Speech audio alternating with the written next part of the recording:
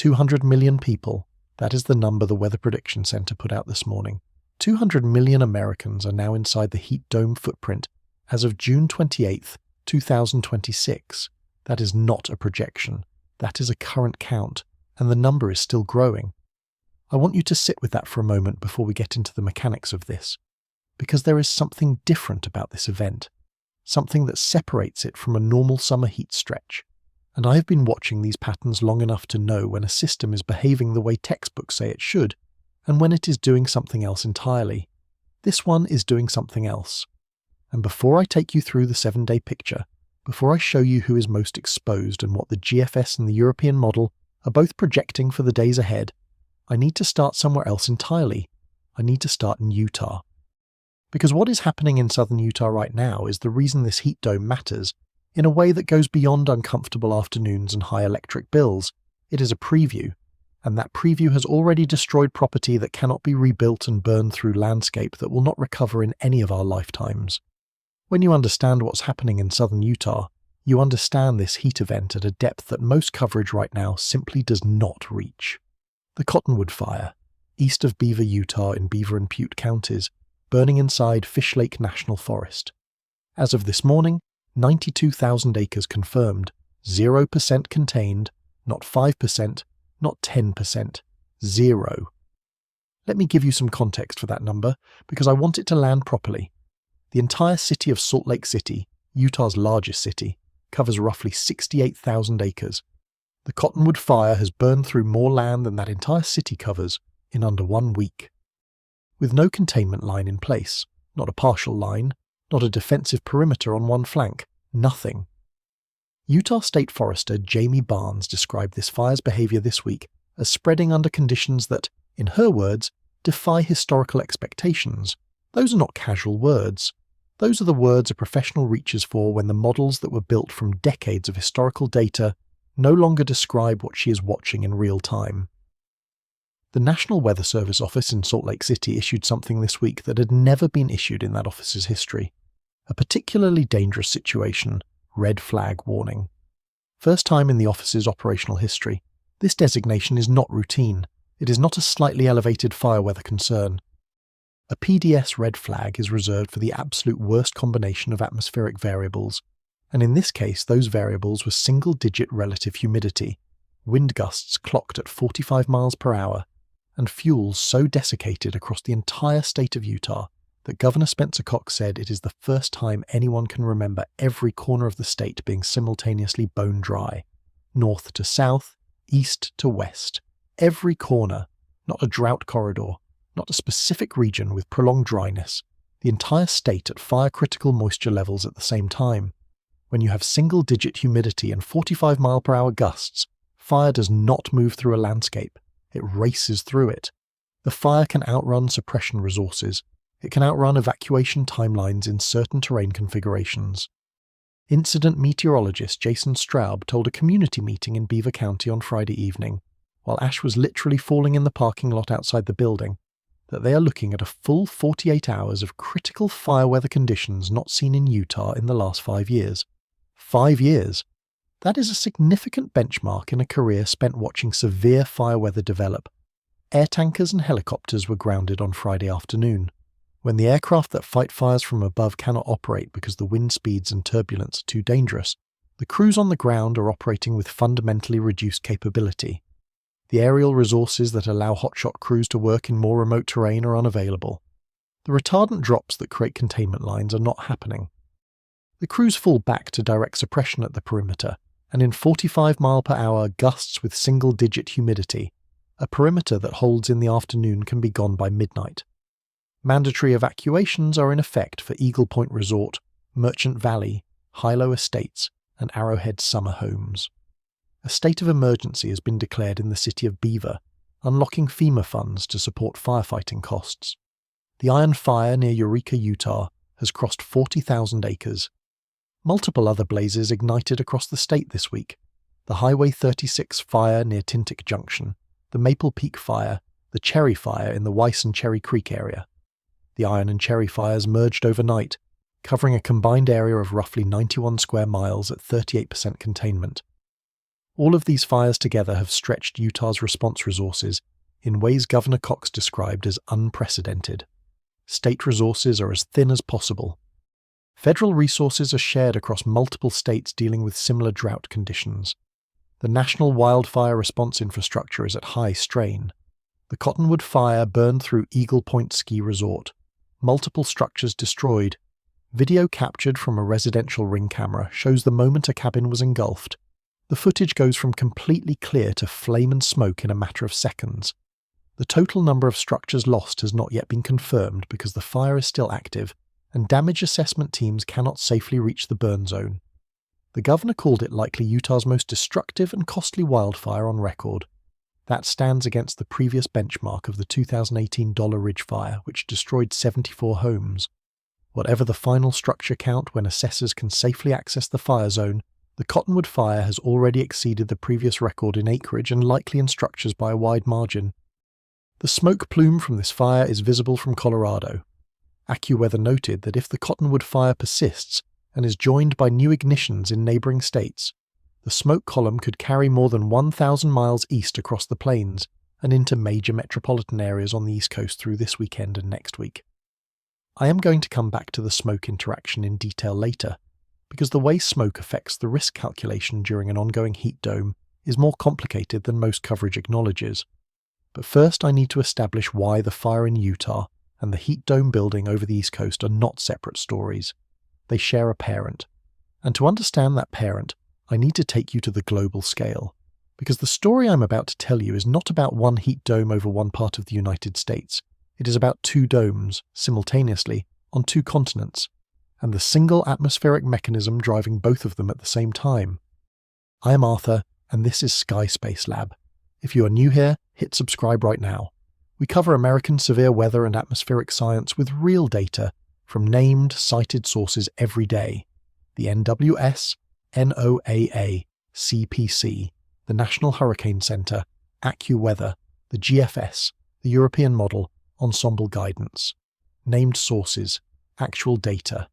No speculation without a citation. Let us go much deeper into this. The mechanism at the center of this entire event is the heat dome. You have heard the term repeatedly this week. I want you to understand it with precision, not in the vague way most coverage describes it, but in actual physical terms, because understanding the mechanism is the only way to understand why this event behaves the way it does, and why it is not ending quickly. A heat dome is a ridge of high pressure that has become sufficiently strong and sufficiently stable to resist the normal atmospheric circulation that would otherwise displace it. Within the ridge, air sinks. Sinking air compresses, and as it compresses, it warms. The same reason a bicycle pump gets warm when you compress air through it rapidly.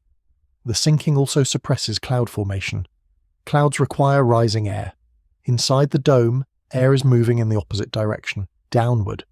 No clouds means unfiltered solar radiation reaches the surface all day from sunrise to sunset. The surface absorbs that energy and heats the air just above it. That heated air tries to rise but encounters the lid of the high-pressure system and is forced back down. The cycle reinforces itself each day. Each morning starts slightly warmer than the one before. The atmosphere over the core of the dome becomes increasingly stable and resistant to disruption. Now let me tell you about the overnight temperatures, because the overnight is where the real cumulative danger in this event builds. During a normal summer night, the surface radiates the stored heat it absorbed during the day back upward to space. The surface cools, the air just above it cools, temperatures drop. If your overnight low is 70 degrees, your body spent 8 hours recovering from the heat of the day. Your cardiovascular system rested, your core temperature stabilized, you woke up with a baseline reset. When a heat dome is in place, that nighttime radiative cooling is partially blocked. The warm, moist air mass beneath the dome has elevated levels of atmospheric water vapor, which itself absorbs and re-emits outgoing long-wave radiation. The surface cannot shed its stored heat efficiently. The overnight low stops recovering to a level where the body completes its physiological cooling cycle. When nighttime lows stay in the upper 70s or the low 80s, which is exactly what forecasts show for Philadelphia, Baltimore, and Washington through much of this coming week, the body enters repeated consecutive nights without adequate recovery. Cumulative heat exposure builds across days even in people who are spending time indoors during the afternoon. This is when heat events transition from uncomfortable to deadly, not on the first hot day, on the third or fourth day when the accumulated deficit catches up. Now let me explain the double dome structure of this event, because this is the piece that most coverage is missing, and it is exactly what connects Utah's fire crisis to the heat threatening the East Coast. A western dome has been in place over the Great Basin and the interior west for weeks. It drove the conditions that produced the Cottonwood Fire and the Iron Fire in Utah. It drove the exceptional across-the-board dryness that left every corner of Utah at fire-critical fuel moisture at the same time. That western dome is now weakening. A trough is digging into the Pacific Northwest, bringing a cool down to the Cascades, eastern Oregon, eastern Washington, Nevada, Idaho, and Utah. Utah's firefighters may get a modest reprieve next week as cooler temperatures and slightly higher humidity arrive. Not enough to contain the fire by itself, but enough to slow its rate of spread. But that trough is not simply cooling the west. It is doing something else simultaneously. It is pushing energy into the planetary wave pattern to the east. The same atmospheric trough that weakens the western dome is amplifying the eastern dome over the central and eastern United States. These two features, the western dome and the eastern dome, exist within the same planetary wave structure, separated by a trough in between. As one energy center retreats, the wave pattern funnels that energy into the other. The smoke from Utah's fires is the direct inheritance of the western dome's weeks-long reign over the Great Basin. The 100-degree temperatures approaching Philadelphia and Washington this week are the direct inheritance of the eastern dome strengthening. And both domes share a parent. Both are expressions of the same large-scale atmospheric pattern. That pattern is being driven by El Nino. The NOAA Climate Prediction Center's advisory issued on June 11th is now official. El Niño conditions are present and expected to strengthen into Northern Hemisphere winter 2026 and 2027. The CPC places El Niño at a 96% probability through December. The Nino 3.4 index, the benchmark sea surface temperature anomaly in the central equatorial Pacific, was already approaching positive 1 degree Celsius in early June, getting close to moderate El Niño status. And the subsurface ocean temperature data, which is the forward-looking indicator of where the surface anomaly is heading, shows anomalies running up to 8 degrees Celsius above normal between 50 and 250 meters depth in the equatorial Pacific. That warm water is rising toward the surface. As it arrives over the coming months, it will intensify the surface El Niño signal further. Severe Weather Europe published an analysis in the last 48 hours that I want to reference specifically because it frames the current event in a context that goes beyond what American weather outlets are discussing. They describe the current development as one of the strongest El Niño signatures on record and characterize the coupling between the tropical Pacific and the global atmosphere above it as what they call full tilt, a state where the ocean and the atmosphere are simultaneously reinforcing each other rather than operating independently. Strong westerly wind events in the western Pacific earlier this spring, generated by a rare triplet of tropical cyclones, pushed warm surface water eastward and triggered a massive downwelling Kelvin wave, a pulse of warm water that travelled east through the subsurface ocean and has now arrived at the surface.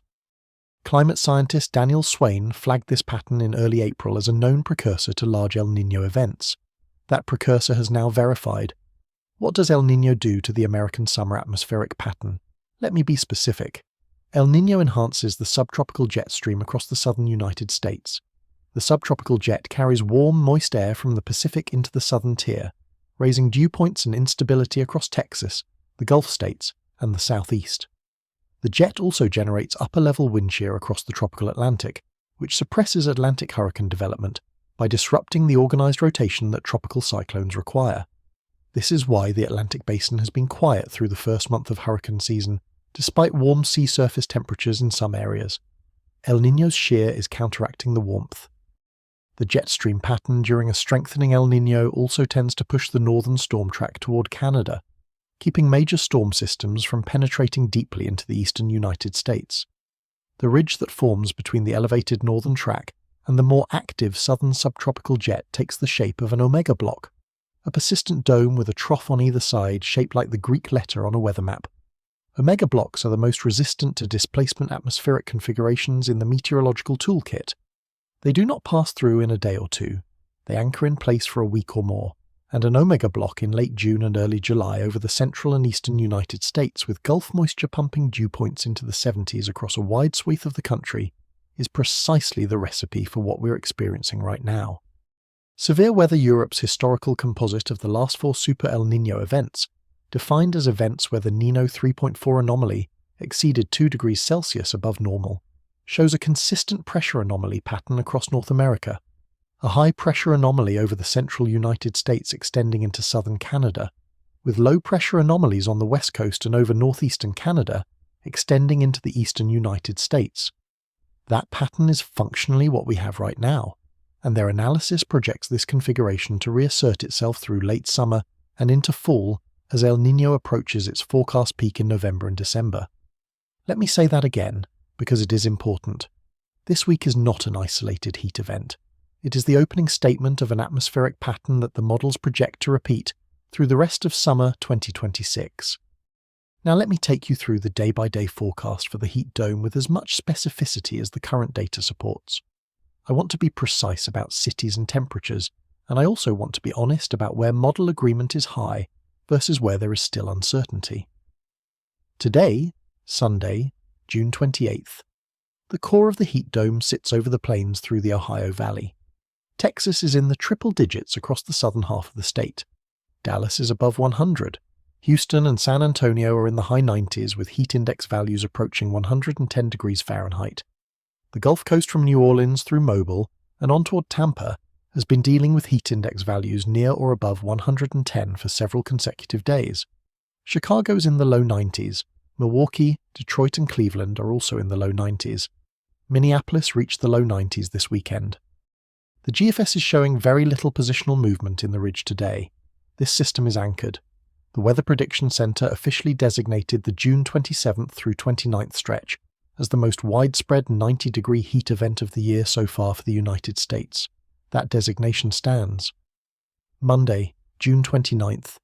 This is the inflection point for the East Coast. The dome's eastern edge presses into the mid-Atlantic and lower northeast.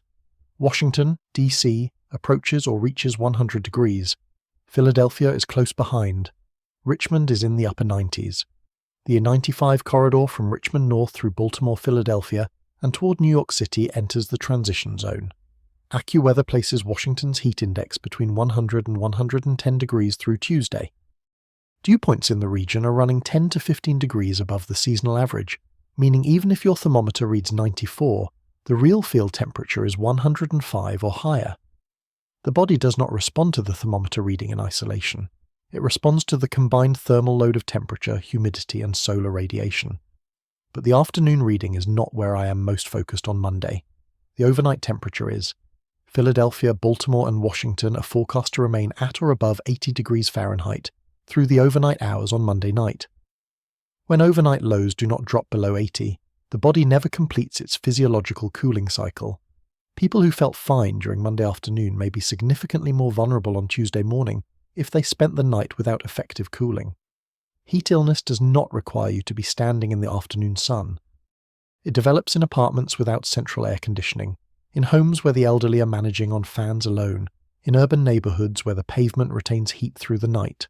Tuesday, June 30th. The dome reaches peak influence over the Ohio Valley and Great Lakes. St. Louis likely near or touching 100 degrees, Chicago in the mid to upper 90s, Indianapolis, Columbus, Cincinnati, and Louisville all in the upper 90s with heat indices well above 100 degrees. By Tuesday, much of the Gulf Coast and the Mid-South will be on their 4th or 5th consecutive day above 95 degrees. This is the accumulation phase of the event. Fatalities in major heat events do not tend to cluster on the single hottest day. They cluster on the 3rd, 4th, and 5th days of sustained heat, when the cumulative physiological burden becomes too much for vulnerable individuals. Tuesday is that day for the Ohio Valley. Wednesday, July 1st, the ridge axis begins a gradual westward shift. Some locations in the interior northeast may see a few degrees of relief compared to Tuesday's highs. But for the southern tier, the Gulf Coast, and the southern plains, temperatures persist. Dallas remains above 100 degrees through at least July 2nd. Nashville, Birmingham, and Atlanta stay in the mid to upper 90s.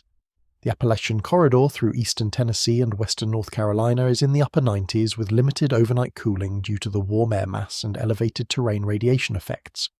Thursday and Friday, July 2nd and 3rd, the core of the heat dome moves to straddle the Ohio Valley and the Central Appalachians. The Carolina Piedmont, Charlotte, Greensboro, Raleigh is likely to see the hottest stretch of the year so far. Wilmington, Columbia and Charleston push toward or into the upper 90s. The dome's influence reaches from the Gulf Coast through the Atlantic seaboard in a way that affects practically every major population center east of the Rockies. Saturday, July 4th, the nation's 250th anniversary.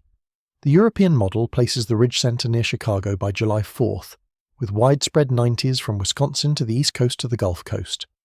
The NOAA Climate Prediction Center issued a high risk of extreme heat for the holiday, covering the eastern Great Plains, the Mississippi Valley, the Ohio Valley, the Tennessee Valley, the Appalachians, the Southeast, and the Mid-Atlantic.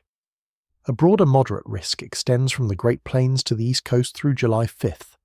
The CPC referenced the nation's 250th anniversary outdoor celebrations directly in its risk assessment language. The first time I can recall a specific event being cited in a climate risk bulletin from the CPC, that language was deliberate.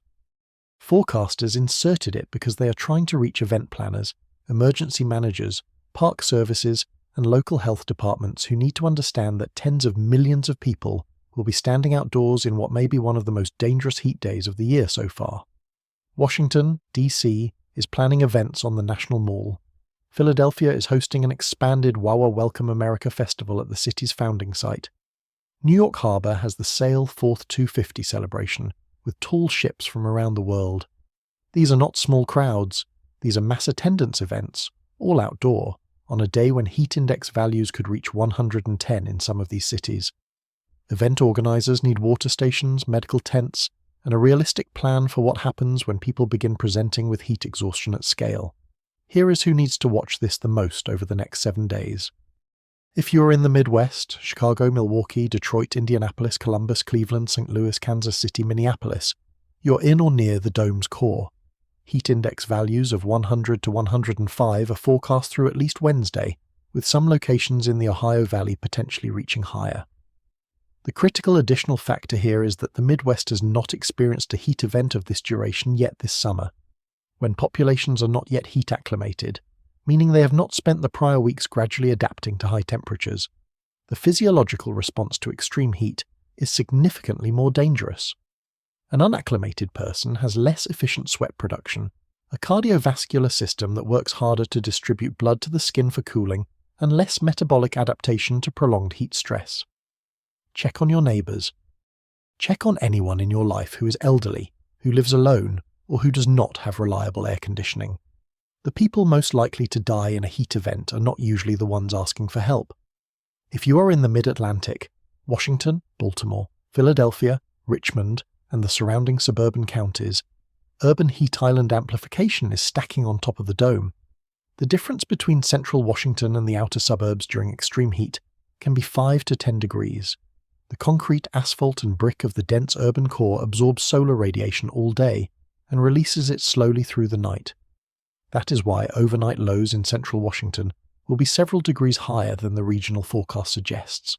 The subway systems in Washington and Philadelphia will be dangerously hot this week. WMATA and SEPTA have documented histories of station temperatures climbing well above ambient in heat waves. If you are commuting or traveling by rail this week, time your travel to avoid the hottest part of the afternoon. If you are in the South, Dallas, Nashville, Memphis, Birmingham, Atlanta, New Orleans, Baton Rouge, Houston, you're already inside this event and have been for days. By Tuesday, some Gulf Coast cities will be approaching their 5th consecutive day, above 95 with heat index values above 105. If you're not already familiar with the clinical differences between heat exhaustion and heat stroke, right now is the moment.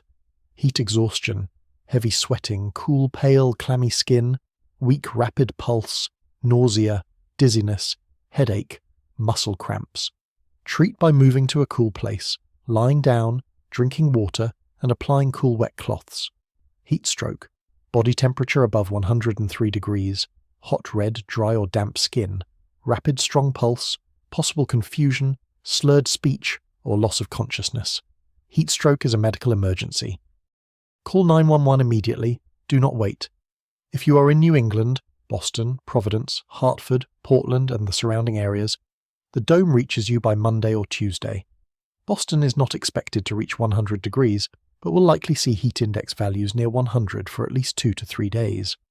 New England is the least heat-acclimated region of the East Coast and has the oldest building stock, with many residential and commercial buildings lacking central air conditioning. The MBTA subway system is known to reach dangerous temperatures during heat waves. The T does not have universal air conditioning across its system. If you are commuting or traveling by subway in Boston this week, factor that in, now. Let me address the Ring of Fire dynamic, because it is something AccuWeather raised specifically in their latest forecast discussion, and it directly creates additional risk beyond the heat itself. When a heat dome stagnates over a region, thunderstorm clusters tend to develop on its perimeter. The dome's core suppresses convection at its center.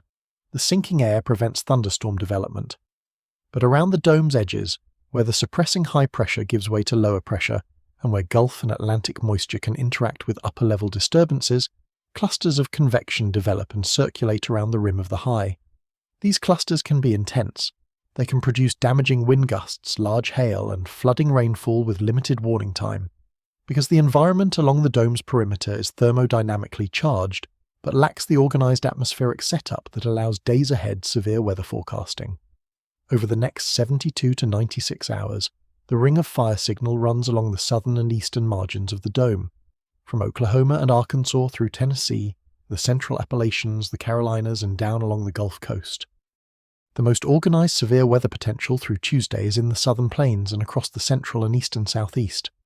By Wednesday and Thursday, as the ridge shifts westward, the Ring of Fire signal may become more relevant across the Ohio Valley and into the lower Great Lakes.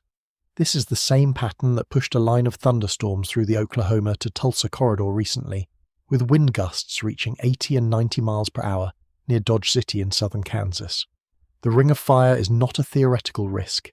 It has already demonstrated what it can do in this pattern. The Gulf Coast interaction is where I am spending the most analytical time right now. AccuWeather's July 4th forecast update flagged specifically that the southern Atlantic coast and the Gulf Coast are zones where thunderstorm clusters could potentially organize into a tropical depression or tropical storm. Let me be precise about what this means and what it does not mean at this stage. It does not mean there is a named storm forming in the Gulf this week. The atmospheric environment across the Gulf Basin and the Western Caribbean remains unfavorable for organized tropical development at this time. El Niño-driven wind shear is elevated across much of the tropical Atlantic, including the Western Caribbean. The Gulf itself has sea surface temperatures that are well above normal. AccuWeather and other sources confirm the Gulf and Western Atlantic Basin waters are running significantly above average, but the atmospheric environment above those warm waters must cooperate, and the shear is the current limiting factor.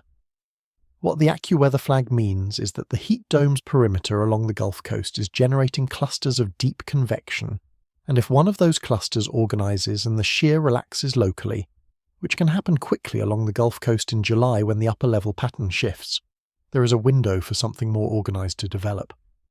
I am not forecasting a named storm. I am accurately reflecting what AccuWeather's meteorologists put in their operational forecast discussion. Those are professionals watching operational models in real time. When they flag a signal, it goes on this channel immediately. The key variable to watch for tropical development over the next 10 to 14 days is the pattern evolution after July 4th. The European Ensemble's latest runs show a trough developing over the Pacific Northwest around July 10th to 12th. If that trough amplifies as the European Ensemble currently suggests, it will begin eroding the eastern ridge and shifting the atmospheric configuration in ways that could create a more favourable window for Gulf or Western Caribbean tropical development in the July 12 to 17 window. The GFS shows a similar signal, but with less confidence and slightly different timing. This is well outside reliable deterministic forecast range. But the ensemble trend is consistent enough, shown across multiple runs of the European Ensemble, that I want it on your radar now. The Colorado State University and NOAA seasonal hurricane outlooks have been dealing with competing signals all season. El Niño suppression of Atlantic hurricane activity through elevated wind shear in the main development region, versus anomalously warm Atlantic sea surface temperatures that favour storm development independent of ENSO state. The main development region of the Atlantic, stretching from the Lesser Antilles to the African coast, is currently running below normal sea surface temperatures. That is a direct El Niño fingerprint and is one reason the Atlantic basin has been quiet through the first month of the hurricane season. But the Western Gulf and Western Caribbean are not part of the main development region. They respond to local conditions, not aggregate MDR statistics. And local conditions in the Western Gulf right now, very warm SSTs, a heat dome creating favourable outflow dynamics on its periphery, and a pattern that may reduce shear locally after July 4th, are worth monitoring closely. Let me now go back to the smoke interaction, because I flagged it earlier and I want to close that loop properly. AccuWeather noted that wildfire smoke from the Cottonwood Fire and other Utah blazes drifting east could slightly reduce daytime high temperatures in some eastern cities by filtering incoming solar radiation. A 2 to 3 degree reduction in the afternoon maximum sounds helpful during a heat event, and at the margins of health risk, a 2 degree reduction can matter. But here is what the same smoke layer does overnight. Smoke particles in the lower and middle atmosphere absorb and re-emit long-wave radiation. During the day, that absorption intercepts some incoming solar energy.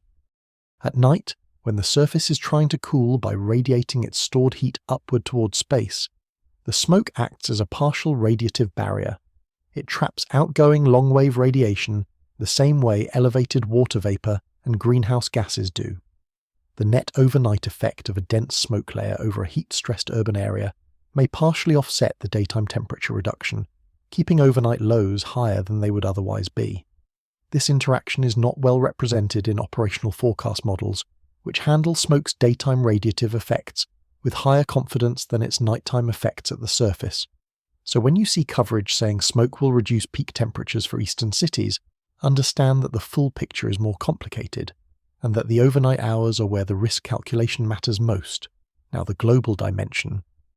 I want this to be the last thing you take away from today's video, because it's the most important context for understanding not just this week, but the rest of the summer. At this exact moment, while 200 million Americans are inside a heat dome, while Utah is burning through 92,000 acres at 0% containment, Europe is simultaneously locked under its own heat dome, an Omega block anchored over Germany and Poland. The core of that dome is forecast to see temperatures reaching 42 to 43 degrees Celsius. That is 108 to 109 degrees Fahrenheit. If those temperatures verify, and the models have been showing remarkable consistency on this forecast, they will set all-time station records across eastern Germany and western Poland, obliterating June temperature marks and in some cases all-time historical records. National weather services in Berlin and Prague have issued red alerts for extreme fire danger. France, Spain and the United Kingdom have all experienced a June heat event of historic magnitude in this same week. Tens of millions of people across Europe are under the same kind of atmospheric siege that 200 million Americans are experiencing right now. 2 continents, same week. Records potentially falling on both sides of the Atlantic simultaneously. Severe Weather Europe's analysis describes the driving mechanism as a downstream Rossby wave pattern. Energy generated by the massive precipitation surplus in the equatorial Central Pacific, propagating poleward and eastward through the jet stream, building blocking ridges over both North America and Europe at the same time. The precipitation surplus along the equator from South America to Papua New Guinea, which is a direct product of the El Niño-driven warming of the Central Pacific, generates atmospheric Rossby waves that travel through the jet stream and set up the blocking ridges we are seeing on both continents. This is not a coincidence. This is one connected global system expressing itself simultaneously at 2 distant locations in the Northern Hemisphere. The NOAA CPC ENSO advisory confirmed El Niño is now present and strengthening. The CPC's most recent ENSO diagnostic discussion places the odds of El Niño continuing through December at 96%. The odds of the event reaching strong or very strong intensity, exceeding 1.5 or 2 degrees Celsius above normal in the Nino 3.4 index, are estimated at 65% for the late fall peak window. A strong El Niño of this type, if it verifies, would rank among the most powerful in the modern observational record. I have been watching atmospheric patterns for a long time. This is one of the most clearly defined El Niño-driven summer signatures I have seen. The GFS ensemble mean, the European ensemble mean, and the NOAA CPC's own outlooks are all in alignment on a pattern that does not want to give up its grip on the eastern United States. The 6 to 10-day outlook from the CPC shows above normal temperatures as the dominant signal across the central and eastern states. The 8 to 14-day outlook maintains that signal. When 3 independent model systems all point in the same direction at the same range, that is not model agreement by coincidence. That is a real signal. What I am watching in the days ahead. Let me be specific. First, overnight low temperatures in urban areas. If Washington and Philadelphia fail to drop below 80 degrees on 2 or more consecutive nights, we are in the most dangerous phase of this event from a public health perspective. I check those observations every single morning, and I will report any departure from forecast immediately. Second, the Ring of Fire severe weather signal along the Gulf Coast and southeast through Wednesday. If convection along the Gulf Coast becomes more organized, that signal upgrades from a general area of interest to a specific advisory situation. I will update the moment that threshold is crossed. Third, the AccuWeather flagged potential for tropical organization along the Gulf Coast and southern Atlantic coast. The signal is currently a watch, not an alarm. I am checking every NHC tropical weather outlook bulletin. The moment that signal becomes more specific, you will hear about it here first. Fourth, the pattern evolution around July 10th to 12th. The European ensemble trough signal over the Pacific Northwest is the first indication of when the heat dome may begin eroding and what weather follows.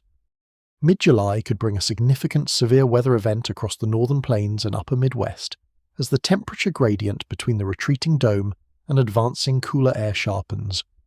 I will have a dedicated pattern update on that by this weekend. Fifth, the Cottonwood Fire, 92,000 acres, 0 containment, single-digit humidity, 45-mile-per-hour gusts. If those conditions verify through Sunday as the NWS forecast indicates, the fire will grow.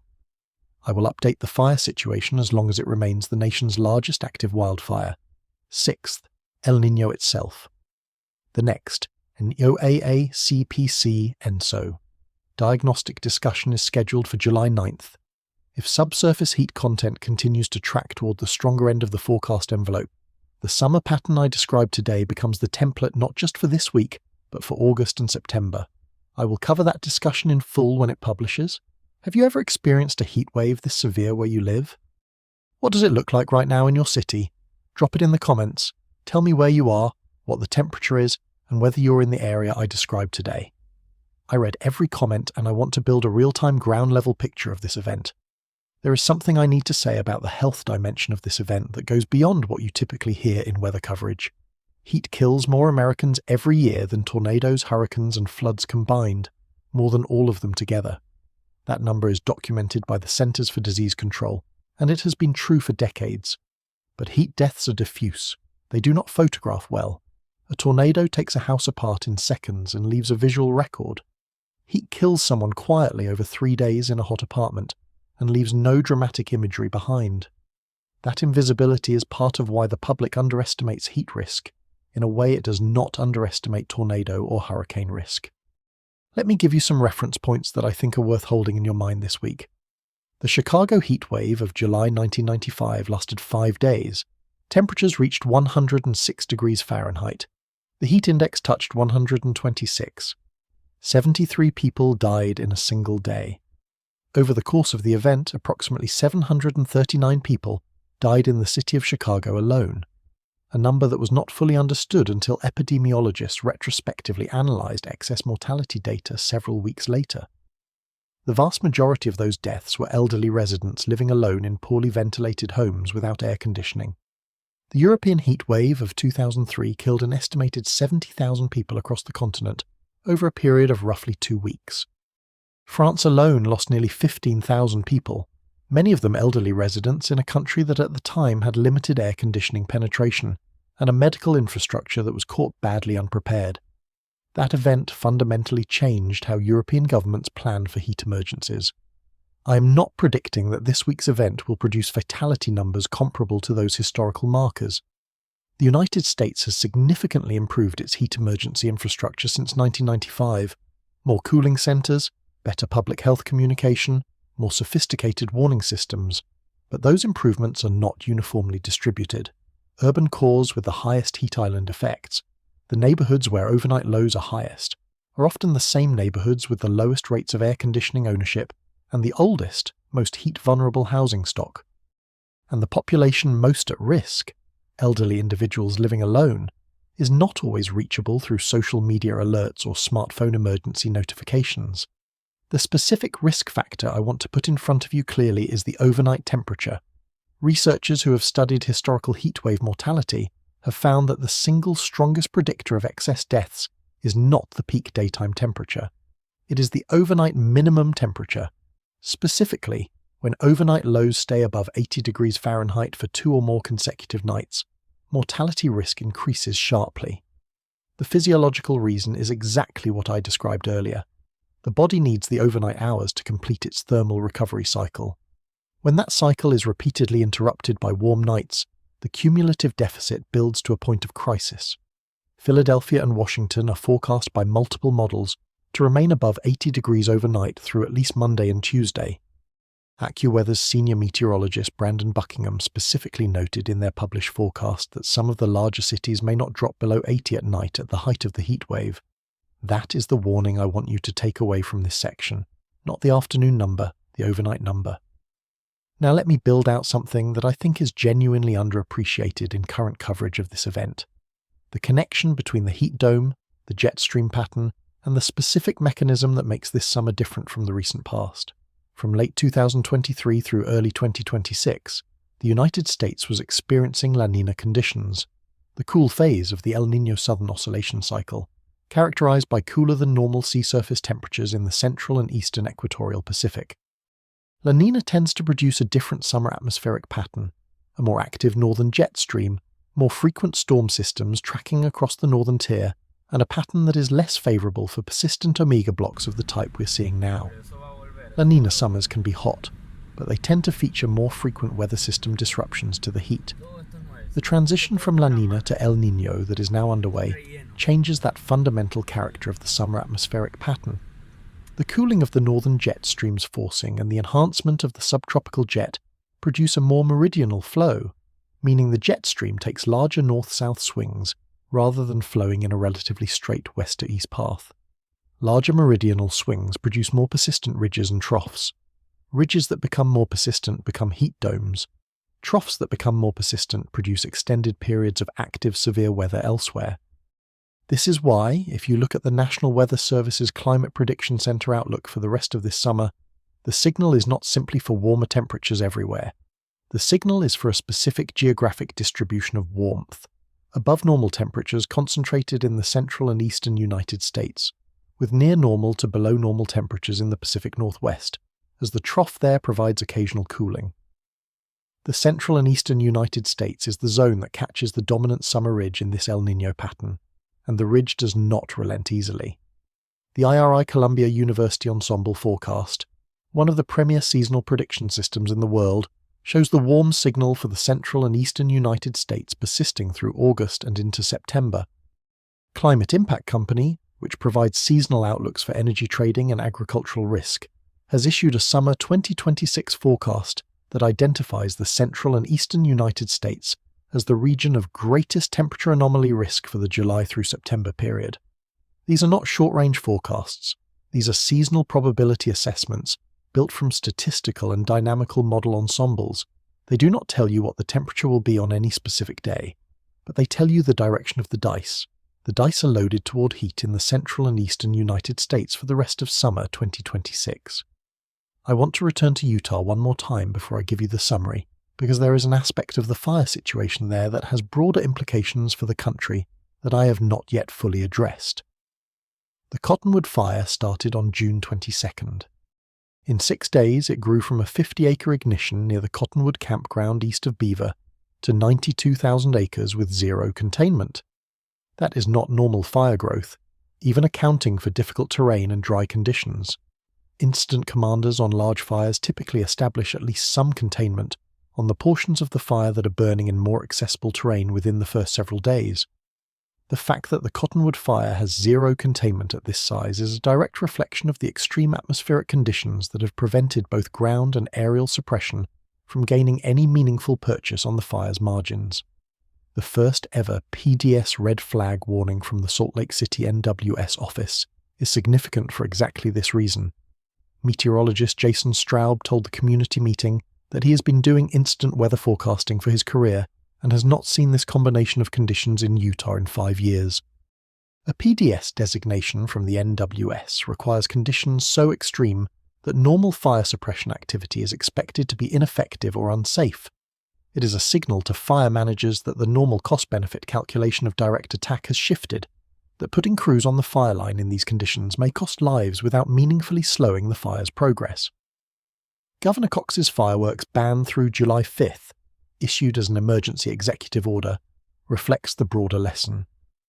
When the state's entire landscape is simultaneously at critical fuel moisture levels, when resources are stretched across multiple major active fires, when the atmosphere is delivering 45-mile-per-hour winds over single-digit humidity, any additional ignition source anywhere in the state becomes potentially catastrophic. The ban on fireworks during the 250th anniversary of independence, made by a governor who said nothing about this decision was easy, is a reflection of exactly how seriously state emergency managers are taking the current atmospheric and landscape conditions. Nationally, more than 2.9 million acres have burned in the United States this year, as of this week, according to the National Interagency Fire Center. That puts the country ahead of the 10-year average at this point in the fire season. The Cottonwood Fire is the largest active wildfire in the nation. The combined iron and cherry fires are the second largest in the system.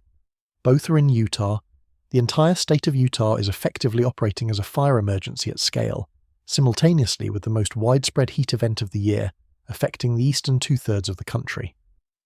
The smoke from the Cottonwood Fire has already been detected in air quality sensors in Colorado. If the fire continues to grow, which 0% containment at current atmospheric conditions makes likely, the smoke plume will expand east. AccuWeather's estimate of the plume potentially travelling more than 1,000 miles under sustained east-to-west transport over the coming days means that cities from Denver through Kansas City through Chicago and eventually through Philadelphia and Washington could see smoke impacts at the same time they are dealing with heat index values above 100 degrees. Here is the air quality dimension of that combination, which is important. During extreme heat, people are advised to close windows and stay inside with air conditioning. During poor air quality from wildfire smoke, people are advised to keep indoor air filtered and to avoid outdoor exercise. Those two advisories are broadly compatible. Stay inside, use air conditioning, keep windows closed. But for the millions of Americans who do not have air conditioning, the instructions conflict. Staying in a hot, closed space without ventilation to avoid smoke is not a safe option when indoor temperatures rise above 90 degrees. This is the compound risk scenario, heat and smoke simultaneously, that emergency planners need to be thinking about this week. Now let me also address something that was raised in the subject files I reviewed before preparing today's video, the connection between El Niño's emerging strength and what the tropical season looks like for the rest of the summer and into fall. The NOAA CPC's June 11th advisory confirmed El Niño conditions are present and expected to strengthen. The CPC advisory specifically noted that an El Niño advisory is now in effect. That is different from the El Niño watch that was in place in May. A watch means conditions are favourable for El Niño to develop. An advisory means El Niño conditions are now confirmed present. The shift from watch to advisory happened in June and reflects the Nino 3.4 SST anomaly, reaching and sustaining a threshold above positive 0.5 degrees Celsius, the technical threshold for El Niño conditions. For the Atlantic hurricane season, the emerging El Niño creates elevated wind shear across the main development region that runs from the Lesser Antilles to the African coast. The main development region SSTs are running below normal. Both of those factors suppress classic deep tropical storm development. The result through the first month of the season, and for the foreseeable weeks ahead, has been a quiet Atlantic. That quiet will not last indefinitely. The season runs through November, and seasonal outlooks, including those from Colorado State University, acknowledge that the warm Atlantic SSTs in the Gulf and the Western Caribbean create a potential countersignal if and when El Niño's shear signature relaxes in those areas. But for now, the near-term outlook for organized Atlantic tropical development is subdued. The Eastern Pacific is a different story. El Niño is favorable for East Pacific tropical activity, and the warm SSTs in the eastern Pacific south of Hawaii and along the Central American coast have already supported activity there. AccuWeather noted in their most recent tropical update that the building heat dome could potentially spark tropical development near the southern United States, specifically in the Gulf and near the Gulf Coast. That signal deserves continued monitoring as the dome's periphery interacts with Gulf moisture over the coming week. I want to end today's video by coming back to the core question: what does this summer actually mean for you over the long arc of the next several months? The El Niño signal is strengthening. The NOAA CPC gives it a 96% probability of persisting through December, with 65% odds of reaching strong or very strong intensity. Strong El Niño events during Northern Hemisphere summer tend to produce a specific pattern, a persistent ridge over the central and eastern United States during July and August, active severe weather along the margins of that ridge, an elevated subtropical jet that pipes moisture and instability into the Gulf states and the southeast, and a suppressed northern jet stream that keeps the biggest storm systems tracking across Canada rather than across the continental United States. That pattern means more heat events. Not just this one, not just the 4th of July week. The dice are loaded for additional heat dome events to develop and persist across the central and eastern states through August. The CPC's extended seasonal outlook confirms above normal temperature probability as the dominant signal for those months. If the El Niño continues to strengthen toward the very strong end of the forecast range, which the subsurface heat content data currently supports as a real possibility, the pattern could become even more locked and the heat events even more persistent as we move toward the traditional peak of the hurricane season in August and September. I will be here every day to walk you through it. The pattern I described today is a pattern I am going to be watching and reporting on through the rest of this summer, not just through July 4th. Tomorrow's update will cover the dome's first real contact with the northeast, the overnight low observations from the first truly dangerous nights in Washington and Philadelphia, and any new developments in the Gulf Coast convective signal. If anything significant happens overnight, you will hear about it from me first thing in the morning. Let me give you one more piece of the picture that I think matters for how you think about what comes after this specific event ends. When a heat dome of this scale finally breaks down, when the trough that the European ensemble is showing around July 10th to 12th arrives and begins eroding the ridge, the breakdown does not happen gradually and smoothly. It happens explosively. The energy that has been bottled up in the temperature gradient between the heat dome's core and the advancing cooler air mass to its north releases quickly. The technical term is baroclinic instability. Meteorologists describe this as the atmosphere being loaded during the heat dome period. When the trough finally cuts in, that loaded atmosphere discharges. What that means in practical terms for the northern plains, the upper Midwest, and potentially the Ohio Valley around mid-July is a significant outbreak of severe thunderstorms. The kind of event that produces multiple rounds of very large hail, widespread damaging winds, and a substantial tornado threat. This is the pattern that produced the major derecho events of recent summers. Large convective systems moving rapidly eastward on the south side of a digging trough, powered by the instability and moisture that accumulated under the heat dome during the weeks before. I want to be clear that this is a 14-day forecast range signal. The specific timing, location, and intensity of that severe weather outbreak when it comes is not something I can pin down with confidence this far in advance. But the pattern tendency is well established, and the ingredients that will be in place when that trough arrives, extreme heat, high dew points, abundant Gulf moisture, and a strongly contrasting air mass moving in from the northwest, are exactly the ingredients that produce the most significant severe weather events of the warm season. If you live in the northern plains, the upper Midwest, Iowa, Nebraska, the Dakotas, Minnesota, or Wisconsin, I want you to be aware that the period around July 10th to 15th is one I am watching carefully for a potential significant severe weather setup. I will have a detailed outlook on that by the weekend. The reason I am telling you this now, before the heat dome even reaches its peak, is that these events are connected. The heat dome and the severe weather outbreak that follows its collapse are not separate weather stories. They are the same story in two chapters. The heat dome builds the ingredients, the pattern change deploys them. Understanding that relationship is what separates a viewer who reacts to weather as it happens from a viewer who understands weather at the level of pattern and mechanism, and that deeper understanding is what this channel is for.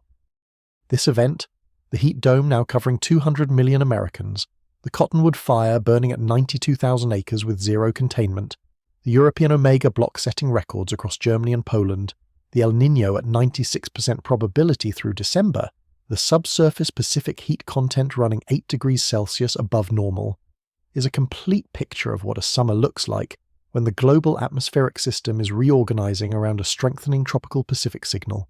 It is not random. It is not chaotic in the popular sense of that word. It has a structure and a logic and a sequence. The structure is El Nino. The logic is the jet stream response to equatorial Pacific warming. The sequence is playing out right now. One last thing I want to address before the outro, and it is something I have not seen covered anywhere this week, despite its direct relevance to the current situation: the World Cup. The FIFA World Cup is being played in the United States this summer. Philadelphia is hosting a match on July 4th. The New York area is hosting a match on July 5th. These are outdoor stadiums. The heat index in Philadelphia on July 4th is forecast to approach or exceed 110 degrees Fahrenheit. The heat index near MetLife Stadium on July 5th is likely to be above 100. Hundreds of thousands of people will be travelling to these venues, many of them from countries with cooler climates who may be significantly less heat acclimated than American residents.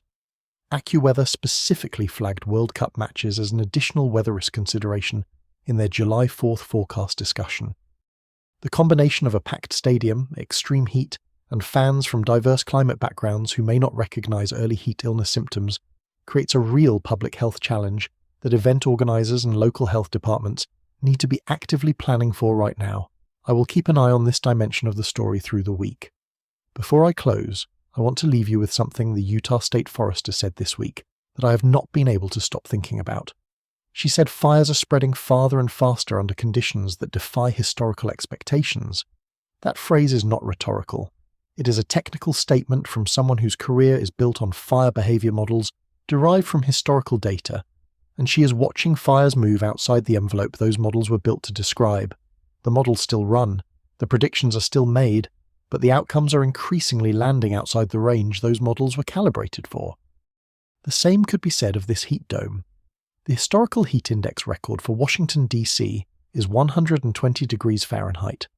The forecast through this week puts the heat index in Washington at up to 110 for multiple consecutive days, below the all-time record, but sustained over a longer period and a wider geographic area than most historical heat events in the observational record. The historical reference frame is still technically valid, but the events are increasingly testing its outer edges.